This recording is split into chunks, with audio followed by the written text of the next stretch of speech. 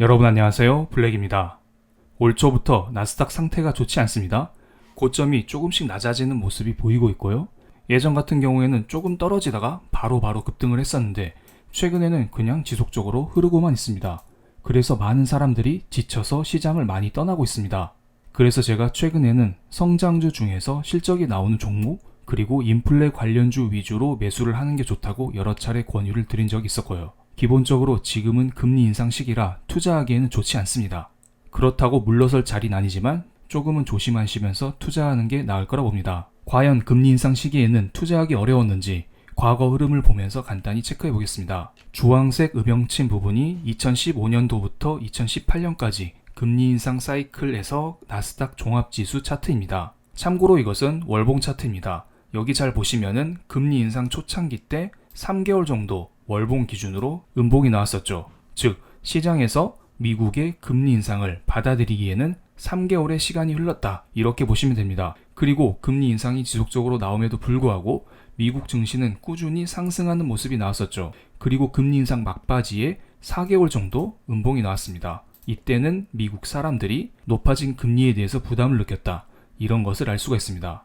그리고 지금 상황을 볼까요? 연준은 3월 달에 금리 인상을 한번 했습니다. 그리고 금리 인상 전에 음봉이 4개 정도 나왔습니다. 그리고 4월 달에 음봉이 하나 더 나왔습니다. 큰 흐름으로 보면 6개월 연속 하락하고 있다 이렇게 보시면 될 것 같네요. 이렇게 금리 인상 전후로 시장이 크게 흔들리고 있다는 것은 사람들이 아직 금리 인상에 적응을 하지 못했다는 것입니다. 왜냐고요? 생각보다 강한 금리 인상이 예고되어 있기 때문이죠. 많은 사람들이 0.5% 올리는 빅 스텝이 다가온다 이런 이야기를 하고 있고요.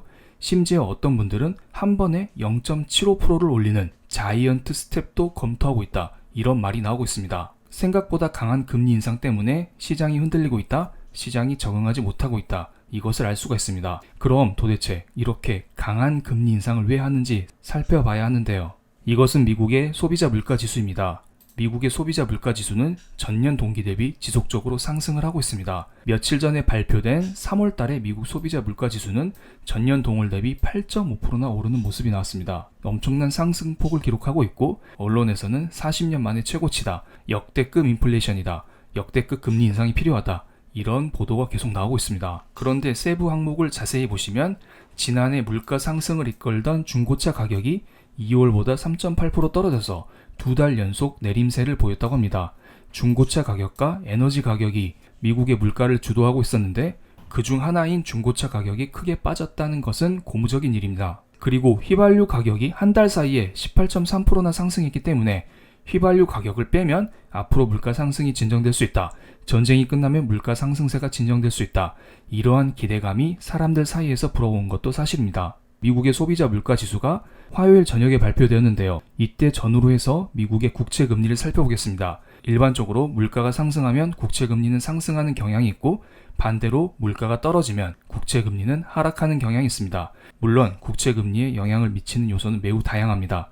저는 한 가지 측면만 설명드리는 것이니 참고해 주시면 감사하겠습니다. 봉 차트로 나타낸 것이 미국의 10년물 국채 금리이고요. 선으로 표시된 것이 미국의 2년물 국채 금리입니다. 소비자 물가 지수가 발표된 그날 맨 오른쪽 봉을 보시죠. 이때 미국의 10년물 국채 금리가 피크를 찍고 떨어지는 모습이 나왔습니다. 그리고 금리 인상 확률을 나타내는 2년물 국채 금리 역시 고점을 찍고 떨어지는 모습이 나오고 있습니다. 그리고 그 다음날 볼까요? 그 다음날 역시 미국의 10년물, 2년물 국채금리 모두 일제히 떨어지는 모습이 나왔습니다. 시장에서는 어느 정도 인플레 완화 요소를 느꼈다. 인플레가 이제 진정된다. 인플레가 앞으로 잡힐 수 있다. 이러한 기대를 조금씩 하는 것 같습니다.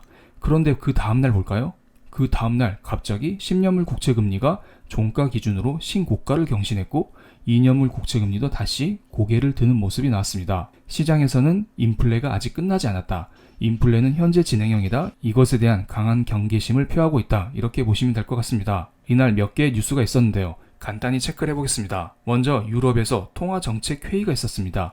이 자리에서 라가르드 총재는 기준금리를 동결시켰습니다. 그렇지만 앞으로 양적 완화를 중단할 것이다. 그리고 나서 금리 인상을 할 것이다. 이런 발언을 이어갔습니다. 그분의 발언을 간단히만 보겠습니다. 현재 물가 상승이 광범해졌다면서 에너지 가격 상승이 주된 이유라고 했습니다. 그러면서 인플레이션이 그냥 끝나는 게 아니라 앞으로 몇 달간 높은 수준을 유지할 것이라고 내다봤습니다. 특히 임금과 기대 인플레이션을 매우 주의 깊게 보고 있다고 말했고 유로존 성장에 대한 하방 위험도 커질 것으로 봤습니다. 그래서 3분기에 채권 매입이 종료될 가능성이 매우 높다라고 말했으며 채권 매입 종료 후 얼마 뒤, 즉 일주일에서 몇 달 사이에 언제든지 금리를 올릴 수 있다, 이런 말을 했습니다. 미국보다는 덜 매파적인 발언을 이어가고 있지만 유럽도 지금 인플레이션에 대한 걱정을 하면서 앞으로 외파적으로 돌아설 수 있다, 이런 것을 시장에 보여준 것이라고 봅니다. 그리고 연준 위원들도 매파적인 발언을 이어가고 있습니다. 브레이너드 부의장 지명자에 대한 발언은 다들 알고 계실 테니까 패스하겠습니다. 이번에는 월러 연준이사가 한마디 했습니다.